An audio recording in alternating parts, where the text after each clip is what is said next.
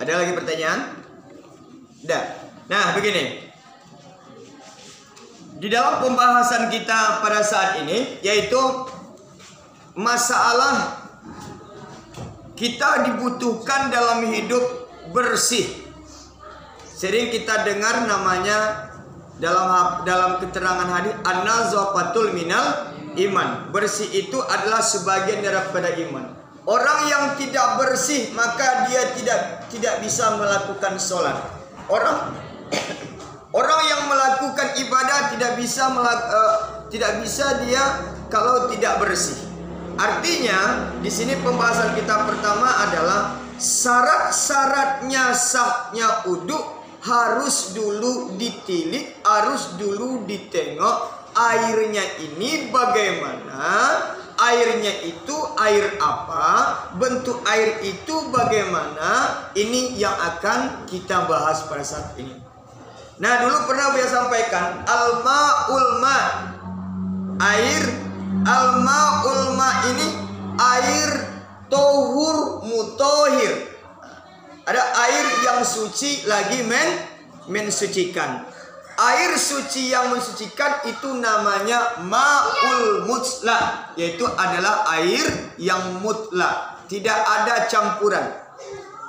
Jadi kemarin kami sampaikan bahwasanya air yang mutlak itu air yang tidak bercampur dengan apapun juga, dan juga tidak ada padanya berubah warnanya, berubah baunya, berubah rasa.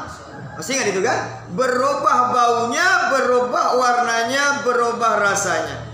Ketika air mutlak ini sudah berubah warnanya, berubah rasanya, berubah baunya, maka air itu tidak bisa lagi untuk dipakai menghilangkan hadas besar, tidak bisa menghilangkan hadas kecil. Kenapa? Karena dia harus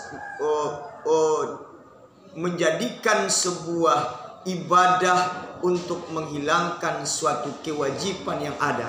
Misalnya, kenapa dia bilang begitu? Wudu wajibkah hukumnya? Wajib. Mandi wajib. Mandi junub wajib hukumnya? Wajib. Mandi haid wajib hukumnya? Kalau berwudu itu hadas sama. Berwudu adalah hadas kecil. Berjunub hadas apa? Hadas besar. Mandi haid hadas besar. Nah, air yang untuk pembersih ini ketika kita lakukan berwudu dengan airnya tidak dengan air yang bersih, syaratnya air mutlak itu. Ada lagi begini pendapat Imam Maliki. Air itu apabila tidak berubah warna, apabila tidak berubah bau, apabila tidak berubah rasa, maka air itu boleh dibawa berwudu. Lalu dibikin oleh disambut dikatakan oleh Imam Syafi'i lagi. Itu tergantung air itu terletaknya di mana, di jia atau di mana kita berwudu tadi. Kalau air tapi berwudu itu berapa kulah? Wa kullataini harus dua kulah. Air yang ada tempat berwudu itu kita berwudu maka harus yang 2 kulah. Apabila tidak 2 kulah maka air itu tidak boleh ia bercampur dengan yang lain. Walaupun tidak berubah warna, walaupun tidak berubah rasa, walaupun tidak berubah bau, kata Imam Syafi'i, kalau dia tidak cukup 15 bagdat kati, maka dia tidak boleh kita pakai berwudu. Seandainya dia sudah bercampur dengan air sabun, seandainya dia sudah bercampur dengan garam, dia ambil garam 1 karung, masukkan ke bak itu. Sementara bak itu tidak cukup 2 kulah. Kalau ukuran kita Indonesia, dia bilang kemarin 120 liter, paling tidak 200 liter satu drum. Yang satu drum itu kalau tidak berubah warna, kalau tidak berubah rasa, tidak berubah bau, air yang ada di dalam drum itu masuk pun umpamanya garam cuma hanya 5 sendok atau 1 gelas, tapi tidak berubah warna, tidak berubah rasa, tidak berubah bau, boleh dibawa berwudu apabila cukup 2 kulah. Paham itu? Nah, air mutlak itu air memang tidak ada campuran. Jadi yang saya katakan tadi, kalau ketika kita berwudu, misalnya contoh, kemarin sudah apabila ada banyak sekarang, ada pertanyaan itu, boleh nggak bolehkah saya berwudu di dalam timba? Bolehkah saya berwudu di dalam gayung. Kadang-kadang diambil air di sumur itu, diletakkan timbanya di di tepi-tepi tepi-tepi sumur tadi. Lalu beruduklah di situ. Disitulah semuanya beruduk. Di dalam timba itu semua, di dalam apa itu semua. Gini, terus kaki pun masuk kadang-kadang dalam timba itu. Masya Allah. Kaki pun masuk ke dalam timba itu. Sahkah wuduknya itu? Tidak. Kenapa? Karena air itu tidak cukup 2 kulah. Nah, jadi semata-mata untuk beruduk itu harus dengan air yang mutlak apabila tidak cukup 2 kulah. Paham itu? Paham itu? Tidak bisa dibawa beruduk kalau tidak cukup 2 kulah air tempat kita beruduk. Kalau seandainya bercampur dengan yang lain. Tapi kalau seandainya cukup 2 kulah, bercampurlah dengan air garam sekitar 3 gelas. Lalu kita rasakan tidak ada rasa garam, kita baukan tidak ada bau garam atau bau sabun, maka boleh dibawa berwudu. Itu tetap suci. Itu kata Imam Syafi'i. Tapi apabila cukup 2 kulah. Nah, bolehkah itu untuk pembasuh? Boleh. Misalnya mana tahu kamu tersesat buang air kecil, kencing. Tapi ini air sabun. Bersihkah buang air kecil kita itu dengan air sabun? Bersihkah buang air kecil kita dengan sabun? Bersih, tidak masalah. Tadi kan udah bilang yang tidak bisa diangkat dengan air yang bercampur itu adalah air yang tidak bisa diangkat oleh air yang bercampur itu adalah hadas. Kalau najis bisa tidak? Bisa. Air sabun untuk menghilangkan najis boleh. Ada lagi penyakit ini, kalau penyakit laki-laki namanya sulsul baul. Ini kalau bagi wanita jarang itu, enggak ada itu. Sulsul baul itu tahu? Penyakit sulsul baul adalah, kalau dalam kitab mengatakan sulsul baul ini penyakit ketika dia tadi, kalau dicontohkan setelah dia pipis lalu dia berdiri, dia mulak, keluar mulak, menetes mulak. Gitu. Jadi di dalam kitab Al-Gue baca bahwa karangan Imam Syafi'i juga bahwasanya itu seandainya lengket najis itu ke celanamu atau ke kain sarungmu, ada batas waktu yang tertentu untuk memakai kain itu. Bagaimana maksudnya? Setelah berwudu, salat sunat 2 rakaat sebelum zuhur, umpama contoh. Setelah itu dilakukan salat zuhur 4 rakaat. Setelah itu dilakukan salat sunat 2 rakaat. Setelah itu salat asar tidak boleh lagi dipakai. Kalau ada penyakit yang seperti itu namanya sulsul baul. Jadi air yang mutlak itu tidak ada campuran. Ya, bahwa itu adalah untuk mengangkat hadas. Fala yarfa'ul hadasi, maka tidak dia itu tidak mutlak. Apabila dia tidak mutlak, maka dia tidak bisa menghilangkan hadas, tidak bisa mandi haid. Ya. Tidak bisa dia itu mandi haid dengan air yang bercampur. Tapi kalau dia bercampur, wala yazilun najisi wala yahsilu sya'irat taharah. Dia dapat dia menghilangkan hadas, mensucikan najis, dan tidak dapat digunakan taharah yang walaupun taharah sunnah. Ini pendapat siapa? Ini harus kita kembali lagi. Kita harus pintar, harus cerdas. Ada pendapat sebagian mengatakan, kalau pendapat ulama Imam Hanafi itu katanya kalau itu adalah air yang bercampur tidak bisa lagi. Tidak bisa untuk membersihkan. Dalam kitab 4 mazhab dan juga ada dalam kitab 5 mazhab. Siapa syekhnya satu lagi, Ja'far Shadiq namanya. Jadi bahwasanya tidak bisa lagi membersih kalau sudah bercampur. Kalau pendapat Imam Syafi'i bisa itu sebagai pembersih. Kenapa? Karena yang penting yang bercampur itu adalah bersih. pencampur. Nah bersih. Pala umpamanya air kencing kamu pula kamu masukkan ke sana, tentu nggak bisa lah pula. Ya, nggak bisa lah pula. Atau kamu masukkan pula nanti, setelah kamu meeting umpama, setelah kamu buang air besar, kamu ambil umpamanya sekelingking. Lalu kau masukkan pula lah ke ember itu umpama itu kan. Itu tentu tidak boleh lah pula. Kenapa? Sudah jelas itu campurannya najis. Karena itu sudah jelas campurannya najis. Atau umpamanya kamu ambil tai igung kamu, tapi banyak sebesar ini umpama. Lalu dirasakan pula macin bukan? Asin pula. Ya asin lah namanya apa kan?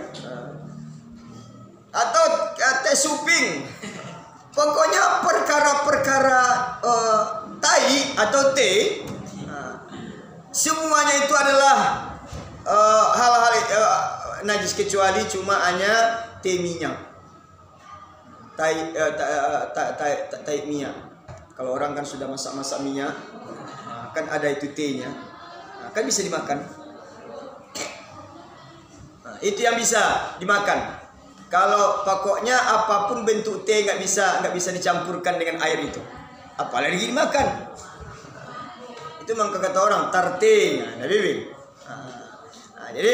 jadi apabila semuanya tai atau pembuangan itu apabila dia bercampur, pokoknya bahasanya begini, segala yang menjijikkan itu adalah najis.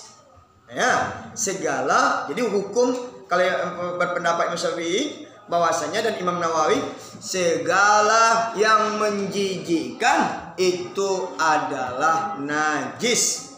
Benda, bukan manusia. Nanti karena dia sakit hati dengan orang itu, mana tahu ini. Selama ini mah dabu lope dia kan. Tiba-tiba ditinggalkannya. Ditinggalkannya pula laki-laki ini umpama. Lalu dibilang padil lah pula. Karena sakit ini hati ini kan. Karena sakit hati ini, sonte ulah lohonnya. Nah, itu maksudnya. Paham itu? Jadi artinya benda. Itu yang dicontohkan tadi, seperti buangan air besar, seperti buangan air kecil, buangan kecil kita. Pokoknya segala tete yang ada di sini, ini tidak bisa bercampur dengan air tersebut apabila tidak cukup. Apabila kita ingin melakukan berwudu. Jadi kalau pendapat Imam Syafi'i yang bercampur itu tidak najis, bisa. Itu boleh. Boleh untuk pembersihan. Jadi kalau untuk membersihkan pempes boleh. Ya, atau pempes. Pernah kamu berpempes? Yang laki-laki pernah berpempes? Nah. Yang berpempes siapa? Kalau saya bukan pempes namanya. Apa namanya? Martabak ambar. Nah, jadi artinya pembahasan dalam kitab I'anah ini, kalau pendapat sebagian daripada ulama bahwasanya katanya itu tidak bisa membersihkan. Tapi sebagian ulama bisa. Yang penting kita airnya itu apakah campurannya. Asal jangan merusak diri kita campuran air tersebut. Ketika ia merusak diri kita, kembali kepada haram. Nah, setelah itu dinamaikanlah air itu. Kemarin dia bilang ada namanya air mutsla, ada namanya al-ma'ul tahir, ghairul mutahhir. Dia itu air itu bersih tapi tidak bisa membersihkan. Nah, ini juga pembahasannya tadi. Kan air berapa macam air macam kemarin 6. Jadi ada namanya air yang tidak bisa yang tidak membersihkan. Dia bersih tapi tidak bisa membersihkan. Apa contohnya Rani? Apa contohnya Mari? Apa? Air kelapa. Air kelapa kan bersih itu, boleh diminum. Itu tidak bisa dibawa berwudu. Itu tidak bisa dibawa mandi. nanti mandi air kelapa lah dulu. Atau yang banyak orang nggak pernah orang mandi air kelapa, Daniel. Yang sering orang mandi apa? Mandi kembang. Mandi kembang tengah malam. Ada orang yang begitu kan? Tapi kalau mandi air kelapa ada nggak? Jadi bolehkah mandi kembang? Boleh. Boleh. Bagaimana maksudnya? Untuk berwangi-wangi, bukan untuk bersirik-sirik. Nih mandi kembang tengah malam supaya datang Nyi Roro Kidul. Mandi kembang tengah malam supaya datang jin Asoka. Itu tidak boleh, itu hukum syirik. Mandi kembang supaya susunya bisa masuk ke badan. Tahu susu? Apa itu susu? Susu itu ada susu emas orang bikin. Itu tidak boleh dipakai, ya. Haram hukumnya. Kenapa? Memasukkan sesuatu ke dalam tubuh atau benda yang tidak bisa yang tidak bisa diterima, maka itu adalah yang berdosa tersebut. Artinya tidak bisa mandi kita tidak bisa sah mandi kita. Mandi wajib tidak bisa sah. Susu itu tidak sah mandi wajibnya. Kenapa? Karena dihambat oleh susu tersebut, nggak lewat air lagi. Jadi jangan pikir pula kamu nanti ingin belajar ilmu susu supaya apa? Supaya dilihat orang kita cantik, supaya kita dilihat orang ganteng. Haram hukumnya, tidak bohong. Jadi atau bunga mawar, atau air bunga, atau air kelapa, atau air tebu, itu tidak bisa mensucikan hadas. Tidak bisa dibawa berwudu. Air laut boleh tidak? Air laut boleh tidak? Boleh. Kenapa air laut itu boleh, Bu ya? Tapi dia kan air asin. Kenapa itu boleh? Karena air laut itu adalah madian Allah. Tahu madian Allah? Ciptaan Allah. Kalau garam yang ada di dalam bungkus itu madian siapa? Banyak. Madian Cina, madian Jawa, madian Lubuk Juangan, madian Simpang Godang, madian Lubuk Godang, madian Tran. Bisa saja terjadi begitu. Jadi kalau garam yang ada di dapur nggak bisa. Tapi kalau yang rasa garamnya di laut itu boleh dibawa berwudu. Kadang dia heran itu. Pergi dia main-main umpamanya ke suatu daerah atau ke pantai. Pergi ke pantai Muara Bingung, pergi ke pantai Sikobo, pergi ke pantai Air Bangis. Kalau nasi terbawa 5 kiangke. Terbawa itu nasi itu 5 rantangan. Tapi kalau bawa telekung, tidak terbawa. Mana yang ringan? Nasi yang 5 rantang atau telekung yang satu atau makenah? Ringanan telekung atau makenah. Sampai pula kadang pinjam pula itu. Ini mau sholat ini mau sholat zuhur. Pinjam dulu telekung pergi berwudu. Mau pergi berwudu, numpanglah ke rumah orang. Air banyak di situ, air laut. Bolehlah kalau air enggak apa-apa, tapi kalau menyusahkan pula orang gara-gara kita, air laut banyak, air laut aja bawa berwudu, enggak apa-apa. Boleh sah wudu kita.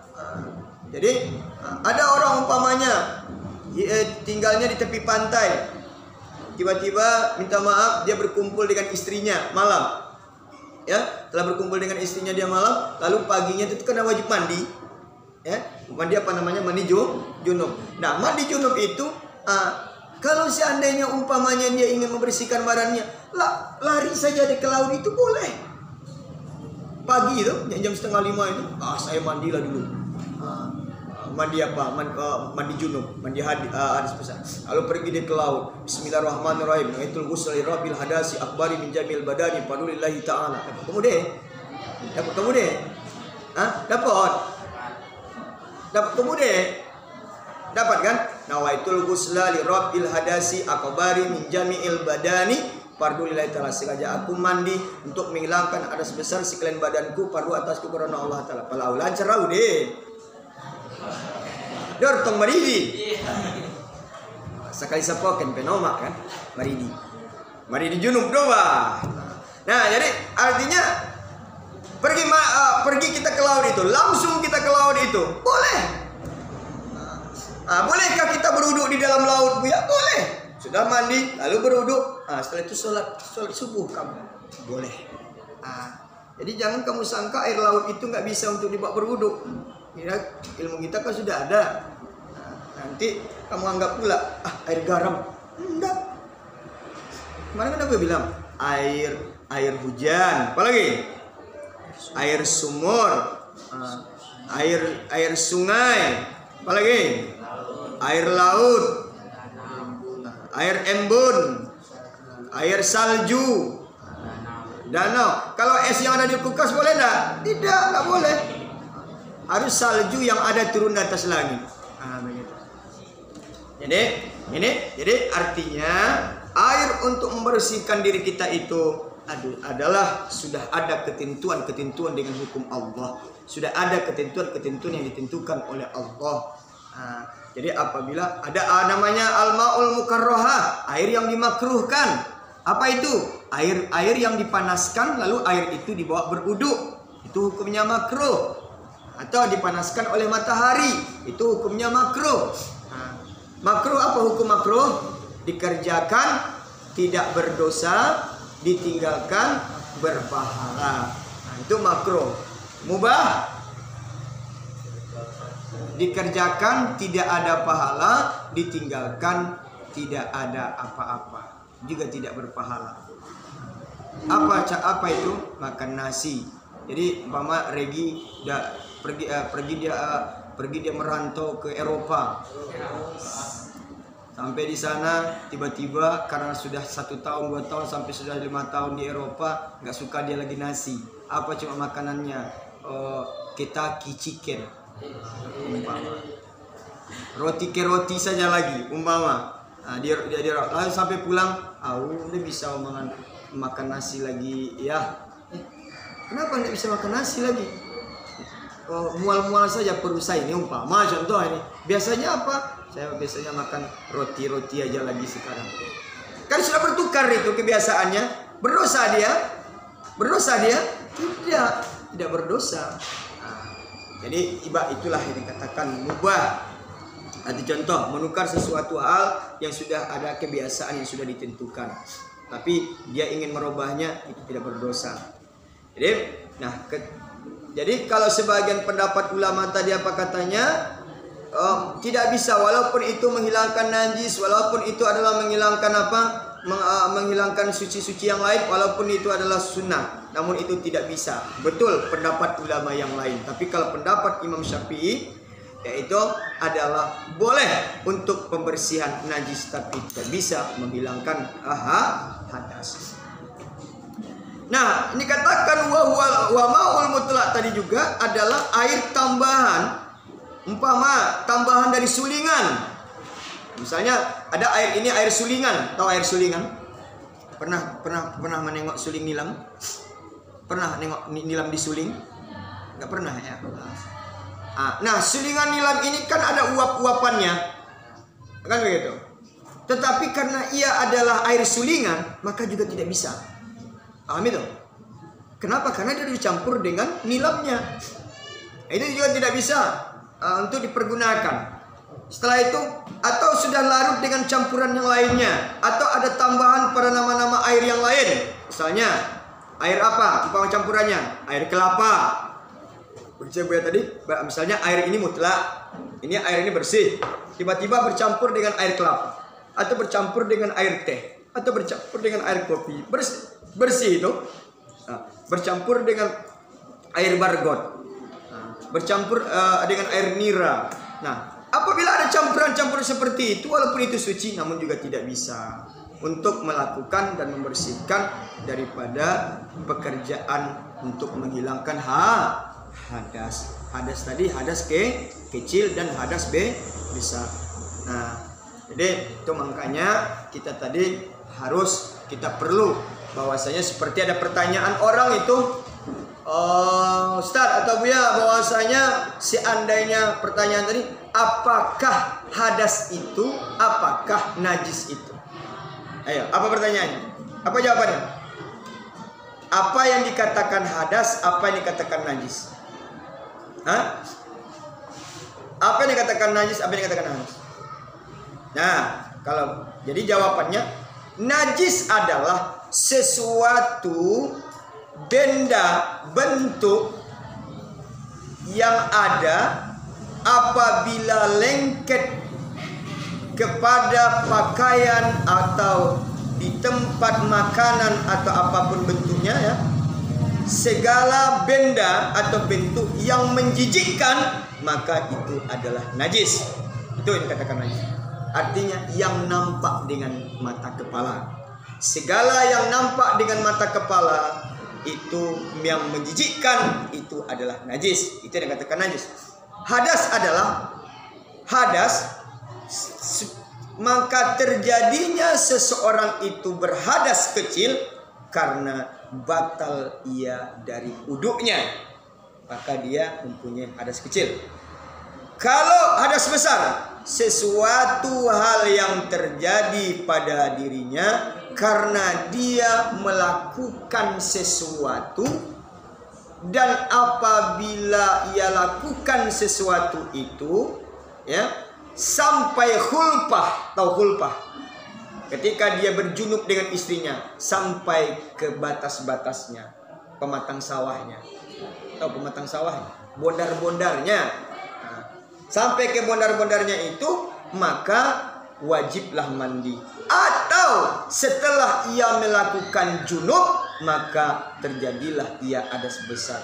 Atau dia mengeluarkan setelah bermimpi, ya, mengeluarkan apa? Sperma atau mani setelah bermimpi, terjadi hadas besar bagi seorang laki-laki. Bagi seorang perempuan, apabila dia dalam keadaan haid dan nifas dan junub, apabila terjadi yang tiga ini, terjadilah bagi wanita hadas besar. Sekian yang dapat dia sampaikan. Alhamdulillah, hukum ini dapat kita amalkan. Wallahu a'lam bishawab. Assalamualaikum warahmatullahi wabarakatuh.